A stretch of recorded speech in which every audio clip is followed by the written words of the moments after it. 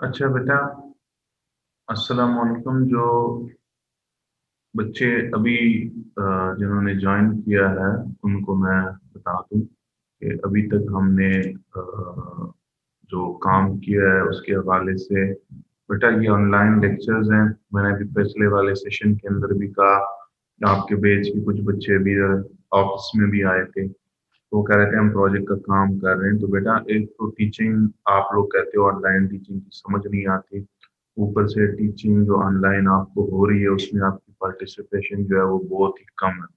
ये अभी के लेक्चर में सिर्फ 25 बच्चे जो है ना, 25-26 जो मुझे अभी के नजर आ रहे हैं वो ऑनलाइन है, और पिछले वाले सेशन में सिर्फ 42 तक मैक्सिमम बच्चे जो थे वो ऑनलाइन थे।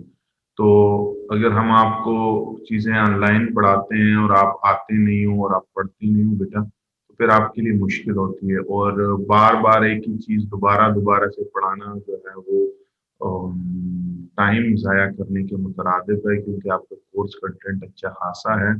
तो अगर आप टाइम पे ऑनलाइन नहीं होंगे और आप नहीं पढ़ेंगे तो आपको समझाना मुश्किल हो जाएगा, और कोर्स कंटेंट जो है सबसे बड़ी बात यह है वो कवर करना काफी मुश्किल हो जाएगा। बहरहाल पेपर तो पूरे कोर्स कंटेंट के अंदर ही होगा, और पूरा कोर्स कंटेंट जो है वो एडमिनिस्ट्रेशन की तरफ से ऑर्डर है वो हर हाल में कवर करना है। तो आपसे रिक्वेस्ट ये है कि अगर आप बच्चे टाइम पे ऑनलाइन होंगे और टाइम देंगे तो हम मिल के जो है ये कोर्स आराम सुकून से जो है वो कवर कर सकेंगे। अच्छा बच्चा, टॉपिक जो हमने अभी पिछले वाले सेशन में पढ़ा उसमें हमने ये किया कि अगर आप कैलकुलेट करते हो फ्लक्जर की वैल्यू और शेयर की वैल्यू तो उसके लिए आपने डिजाइन करना है। अब जो फ्लक्जर की वैल्यू है वो बेस्ड करती है अप्लाइड मोमेंट के ऊपर बच्चा, और जो शेयर की वैल्यू है या शेयर का जो डिजाइन है वो डिपेंड करता है शेयर या अप्लाइड शेयर के ऊपर।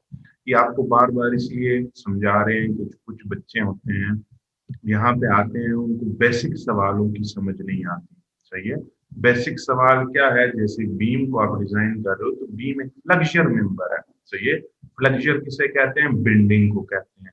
तो बार बार हम ये बातें इसलिए रिपीट कर रहे हैं कि आप पहले जो चीज है उसके बेसिक समझे कि ये क्या है। शेयर फोर्स जो है ये आपका किसी भी क्रॉस सेक्शन या किसी भी सेक्शन के लेफ्ट या राइट पे लगने वाले वर्टिकल फोर्स का सम होता है। किसी भी सेक्शन पे लगने वाले वर्टिकल अपवर्ड या डाउनवर्ड, चाहे वो लेफ्ट पे लग रहा हो चाहे राइट पे लग रहा हो, उसका सम कहलाता है शेयर फोर्स। और ये डिफिनेशन आप लोग पहले सेमेस्टर में आपको सिखाया जाता है, लेकिन कुछ बच्चे जो हैं वो तवज्जो नहीं देते, तो उनको सिर्फ रिकॉल करने के लिए ये डिस्ट्रीब्यूटेड लोड बेटा इसके ऊपर लगा हुआ है।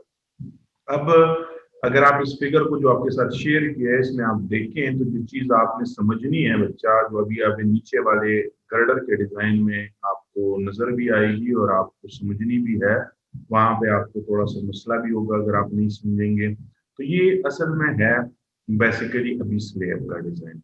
स्लेब में आप स्लेब की वजह से शेयर निकालते हो कि जी ये बीम का डिजाइन, बीम में आप बेसिकली शेयर निकालते हो। अगर आप यहाँ पे देखें ना बच्चा, तो जो वी मैक्सिमम आपने कैलकुलेट किया हुआ है, वी मैक्सिमम की वैल्यू यहाँ पे दी गई है। ये बच्चा ये वाली वैल्यू बहुत जरूरी है। We maximum on the internal calculate हुआ है 40.5। अब ये 40.5 जो है वो डाउनवर्ड पे भी है और 40.5 जो है वो अपवर्ड पे भी है। तो इसका सम अगर आप निकालते हैं तो ये 40.5 अगर एक गर्डर की वजह से एक साइड पे, एक बीम की वजह से एक साइड पे आ रहा है तो दूसरी बीम की वजह से दूसरे साइड पे आ रहा होगा। तो लिहाजा आपने जो दूसरे दोनों का सम लेना है तो बेसिकली दो 40 के, ये जो वी मैक्सिमम है ना बच्चा, इस वैल्यू को देखिए, ये वी मैक्सिमम की ये वाली वैल्यू अभी गर्डर के डिजाइन में यूज होगी। गर्डर के डिजाइन में कैसे यूज होगी? क्योंकि यही वाले बीम जो है वो गर्डर पे लाई करेंगे। तो जाहिर सी बात है यहाँ पे जो ये इसका शेयर आएगा ये as a point load act करेगा गर्डर के लिए। ये जो पूरा लेक्चर अभी तक हमने आपको समरी दी और फिर दोबारा पढ़ाना शुरू किया, उसका मकसद ये था कि आप इस पॉइंट के ऊपर पहुंच जाए जो अभी मैं आपको यहाँ पे बता रहा हूँ, जिसको अभी हमने कलर किया। ये वाला पॉइंट अभी गर्डर के ऊपर एज ए पॉइंट लोड ये भी मैक्सिमम यूज होगा। जब आप शेयर डिजाइन करते हो, फ्लक्चर डिजाइन करते हो, ये चीज आपने पढ़ी है, शेयर डिजाइन की भी, फ्लक्चर डिजाइन की भी। अब आपने जो करना है या सीखना है वो है गर्डर का डिजाइन। गर्डर डिजाइन जो है, इस पे जितने सारे बीम लगे हुए हैं बच्चा, इसको हमने एज ए पॉइंट लोड लिया। ये पिछले ये जो पी आपको लग रहा है, तो P is basically for the point load. और ये कौन सा पॉइंट लोड है? ये बीम जो इसके ऊपर से गुजर रही थी, ये उसका पॉइंट लोड है। और वो पी की वैल्यू अगर आप पिछले वाले सेशन में देख ले, तो जहां से शेयर की जो वैल्यू आई है ना, सही है, वो शेयर की वैल्यू हमने यहाँ पे लगानी है इज ए पॉइंट लोड। और आपको जैसे बताया था कि किसी उसके लिए कंट्रीब्यूट करने वाला जो बीम होगा, वो होगा 2 टाइम इक्वल। इसलिए आपने इसको क्या करना है? मल्टीप्लाई बाय 2 करना है। तो पहले आपने गर्डर का मैकेनिज्म, लोड को रेजिस्ट करने का वो, और बीम को लोड रेजिस्ट करने का मैकेनिज्म सेम है। मैकेनिज्म से क्या मुराद है? बीम और गर्डर दोनों फ्लक्चर के थ्रू और शेयर के थ्रू लोड को रेजिस्ट करते हैं, सही है। जबकि अगर आप ट्रस में बात करें, तो ट्रस में कोई शेयर और कोई मोमेंट नहीं होता। ट्रस में एक्सियल फोर्सेस होते हैं, वहां पे कोई मेंबर या कंप्रेशन में जाता है या कोई मेंबर टेंशन में जाता है। तो वहां पे मैकेनिज्म लोड को रेजिस्ट करने का क्या है? By axial forces. और गर्डर और बीम के अंदर जो लोड को रेजिस्ट करने का मैकेनिज्म है, वो क्या है? वो है शेयर और मोमेंट। तो by undergoing shear and by undergoing moment resistance, ये क्या करता है? Ultimately resist the load. तो ये इसका मैकेनिज्म है कि जिसके थ्रू ये लोड को रेजिस्ट कर रहा होता है। अब अगर आप देखें तो एंड स्पेन के लिए वही जैसे बीम के अंदर फॉर्मूले थे, the same formula is executed over here and will be used. Center to center distance फिर क्लियर स्पेन, फिर clear span plus depth of the slab. इसके साथ एसीआई का कोड लिखा हुआ है, अमेरिकन कंक्रीट इंस्टीट्यूट सेक्शन 8.7.1। और जो लेंथ गवर्न करेगी वो होगी द स्मॉलेस्ट ऑफ टू। अगर आप इस 30.75 को कंपेयर करें और 32.25 को कंपेयर करें, तो स्मॉल लेंथ जो है वो 30.75 की है, लिहाजा we will use 30.75। Now interior span both end, interior span both end के ऊपर अगर हम बात करें, तो वहां पे ये वाला जो L plus depth of the slab है, ये वाली चीज एप्लीकेबल नहीं है। लिहाजा हम क्या करेंगे? इसको यूज किए बगैर यहाँ पे आपको दिया जाएगा कि जी आप पहले इंड स्पेन के लिए कैलकुलेट करें। तो इंड स्पेन के लिए थिकनेस ऑफ द स्लेब आई है 16 इंच, सही है। और दूसरे के लिए, इंटीरियर के लिए आई है 13 इंच।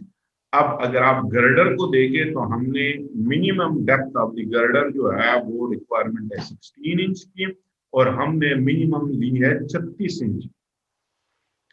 3 फुट, 1 फुट में 12 इंच होते हैं, तो 12 की है 36, तो टोटल 36 इंच का हमने डेप्थ ऑफ दी गर्डर लिया है।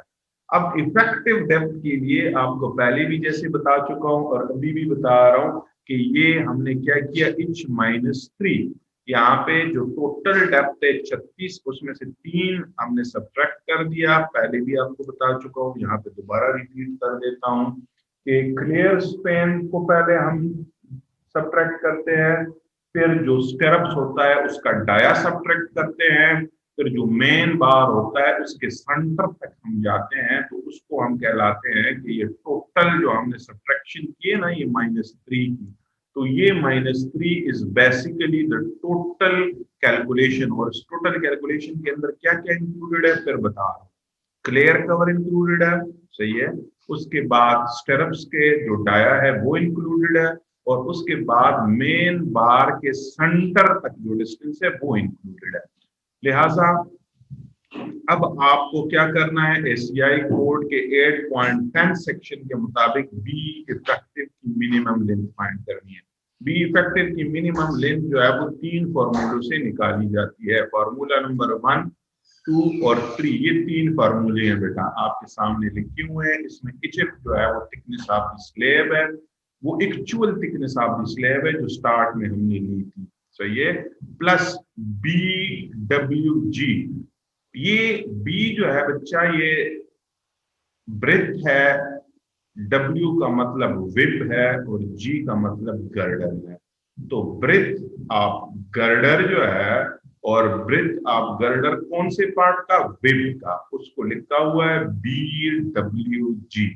B mean breadth, W mean के विप के पोर्शन का ब्रेथ और G मतलब गर्डर। तो ये यहाँ पे एब्रीवेशन में मैंने आपको सिखाया कि इसका क्या मतलब है। जो हमने ऊपर सेक्शन लिया हुआ है बच्चा, यहां से आप इसको समझेंगे कि ये टोटल गर्डर है, उसके नीचे ये दो कॉलम्स लगे हुए हैं, कॉलम्स के डायमेंशन आपको गिवन है 18 बाई 18 इंचेस। फिर आपने इसका क्लियर स्पैन कैलकुलेट किया।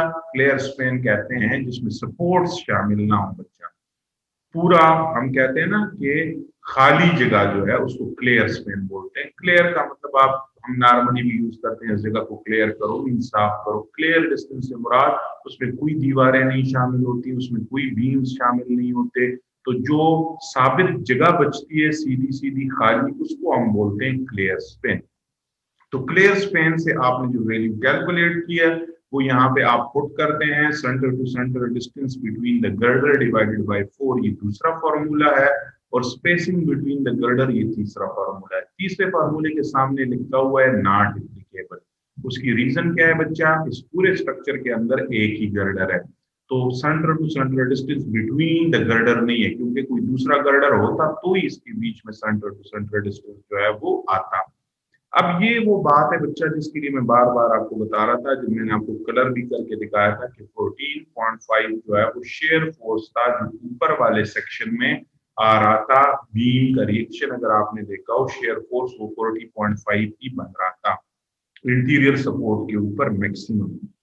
अब उसको हमने क्या करना है, एक एक साइड पे और दूसरा दूसरे साइड पे, पॉजिटिव और नेगेटिव का अगर हम सम लेंगे तो दोनों बराबर होंगे। Total P which will be acting on the girder वो होगा 2 मल्टीप्लाई बाई जो शेयर की वैल्यू है, और वो क्या है 40.5। तो actually 81 keep is the total share जो आएगा गर्डर के ऊपर। सही है, तो this is the total share जो गर्डर के ऊपर आ रहा है। तो सारे बीम जो गर्डर के ऊपर पड़े हुए हैं वो गर्डर के लिए is a point load act करेंगे। अब यहाँ पे आपको एक सेक्शन डिटेल से बताया गया है गर्डर का। इसमें बताया गया है कि etch thickness of the slab क्या है बच्चा, और width of the whip portion of the girder क्या है, और इसी तरह जो डेप्थ है वो गर्डर की क्या है।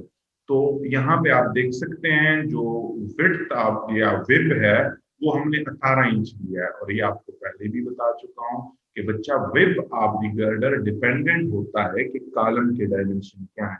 कॉलम हमारा 18 बाई 18 इंच का है, इसलिए हमने बीम लिए 18, ये गर्डर लिए 18 इंच के विप का, क्योंकि आपने सिमेट्री का ख्याल रखना होता है। जब बिल्डिंग बन रही होती है तो हम ऐसी सिमेट्री रखते हैं कि जिसमें स्ट्रक्चर बुरा ना लगे, लिहाजा बीम का साइज, कॉलम का साइज और बाकी जो लिंटल बीम्स हैं या जो प्लिंथ बीम्स हैं इनकी साइज हम स्ट्रक्चर के हिसाब से रखते हैं। दीवार 9 इंच की होगी तो width of the beam 9 inch होगी। इसी तरह कॉलम कहीं पे 12 बाई 12 का होगा तो विड्थ ऑफ द बीम जो है वो हम 12 रखते हैं। उसकी वजह ये होती है कि हम ये नहीं चाहते कि कल कोई स्ट्रक्चर बने तो वो बुरा लगे। तो कुछ चीजें आपने एस्थेटिक के लिए भी देखनी होती है, सिर्फ स्ट्रेंथ रिक्वायरमेंट हम नहीं देखते, हम उसका ये भी देखते हैं कि वो प्रैक्टिकली कैसे लगेगा। तो ये वाली चीजें आपने थोड़ी सी जहन में रखनी है। बिल्कुल ऐसे नहीं कि भाई जी इससे लोड सेटिस्फाइड हो रहा है तो बस मैं तो इतना ही बीम इस्तेमाल करूंगा। तो हमने जो एलिमेंट्स गिवन होते हैं तो उन सारे एलिमेंट्स को कंसिडर करके तो एक वैल्यू जो है वो बीच की उसको बनाते हैं। अब अगर आप इसके आगे जाएंगे तो सबसे पहले हमने यहाँ पे जो वेब है यहाँ पे इसकी डिटेल गिवन है बच्चा कि effective depth of the girder 33 inch, ताकि बाद में आपके लिए मसला ना हो। उसको हम DG से कैलकुलेट कर रहे हैं। और विड्थ ऑफ द गर्डर जो है वो हमारे पास है, विड्थ ऑफ द गर्डर वो है 18 इंच, उसको हम डिनोट कर रहे हैं BWG से। और जो डेप्थ ऑफ द गर्डर है उसको हम डिनोट कर रहे हैं बाय HWG, और उसको कहा जा रहा है डेप्थ ऑफ द गर्डर। तो डेप्थ जो है वो HW से डिनोट हो रहा है, विड्थ ऑफ द गर्डर जो है वो BW से डिनोट हो रहा है, और जो इफेक्टिव डेप्थ है वो डिनोट हो रहा है बाय DG। सही है। अब यहां तक जब आपने साइन सिंपल समझ लिए, डायमेंशन ऑफ गर्डर समझ लिए, तो अब दो बातें और आएंगी। दो बातें क्या और आएंगी कि इस गर्डर के ऊपर जो लगने वाला लोड है वो क्या होगा। तो जो स्लेब के लिए लोड था बच्चा, वो आपने कैलकुलेट किया कि थिकनेस ऑफ स्लेब क्या है, छत के ऊपर कोई टाइल मार्बल लगे हैं कि नहीं, उसका लोड कैलकुलेट किया, उन दोनों को ऐड किया और आपने कहा कि छत के ऊपर ये लोड है। फिर आपने बीम के लिए ये किया कि साथ में छत का लोड भी शामिल कर दिया, और आपने कहा कि ये जो मार्बल और ऊपर छत के सरियों का लोड और छत के कंक्रीट का लोड, अब ये जाएगा बीम के ऊपर। अब जब गर्डर में आएंगे तो गर्डर के लिए साथ में बीम का लोड भी इंक्लूड करेंगे, क्योंकि ये सीक्वेंशियल ट्रांसफर हो रहा है। सही है। तो अब गर्डर पे साथ में बीम का लोड भी आएगा। तो सबसे पहले क्या होगा, हम ये देखेंगे कि जो ऊपर वाले रोड आ रहा था, अच्छा, और जो ऊपर से बीम और स्लेब और इनका जो लोड आ रहा है गर्डर पे, इसके साथ साथ एक और लोड गर्डर का अपना भी कुछ वेट होगा, क्योंकि गर्डर खुद भी कंक्रीट और स्टील का बना है, तो इसका अपना जाती सेल्फ वेट भी होगा। तो लिहाजा पहले हम क्या करेंगे, सबसे पहले self weight of this girder rib calculate करेंगे। तो इसमें आप देखिए 1.2 साथ लिखा हुआ है बच्चा। 1.2 इसलिए लिखा हुआ है कि ये डिड लोड है, और हमें एसीआई कोड बताता है कि डिड लोड जो है वो 1.2 के साथ फैक्टर्ड होगा। लाइव लोड में कोई चेंज नहीं आ रहा, लाइव लोड वही 40 पीएसएफ पहले भी था, वही 40 पीएसएफ अब भी है, लेकिन डिड लोड चेंज हो रहा है। और चेंज करने वाले फैक्टर्स क्या हैं वो मैंने आपको बता दिए कि जी, स्लेब से आने वाला लोड है, स्लेब से आने वाले लोड के बाद जो बीम का सेल्फ वेट है वो है, और अब तीसरा जो चीज इंक्लूड होगी वो गर्डर का अपना सेल्फ वेट होगा। तो पहले हम क्या करेंगे, part of the slab on the girder, उसका डेड लोड निकालेंगे। सही है। जो स्लेब का पार्ट है गर्डर के ऊपर वो पोर्शन, और self weight of the girder rib, तो गर्डर रिब का लोड निकालेंगे और स्लेब का जो हिस्सा गर्डर के ऊपर पड़ा हुआ है उसका वेट निकालेंगे, और दोनों का वेट निकाल के उसको एड अप करेंगे। तो लिहाजा यहाँ पे अगर आप देखें तो पहले इन्होंने self weight of the girder निकाला है, और self weight of the girder basically girder rib को कहलाते हैं, और फिर इन्होंने जो part of the slab girder के ऊपर पड़ा हुआ है उसका डेड लोड निकाला है, दोनों को ऐड किया है। दोनों को यहाँ पे ऐड करने के बाद आंसर आया है 1.0 के पर फिट। अब यहाँ पे बच्चा जब सवाल आएगा तो इसके बाद आपका प्रीवियस नॉलेज थोड़ा सा चाहिए होगा, क्योंकि मैंने आपको बताया था हम जो सब्जेक्ट पढ़ रहे हैं ये हमारे पास डिजाइन का है। सही है। और हम जो एनालिसिस का पार्ट है उसके लिए आप लोगों ने मुख्तलिफ कोर्सेज पढ़े हैं। स्ट्रक्चर 1 पढ़ा है, स्ट्रक्चर 2 पढ़ा हुआ है, 3, 4 पढ़ा हुए हैं, उसमें एडवांस स्ट्रक्चर एनालिसिस है। अब यहाँ पे ये वाला सवाल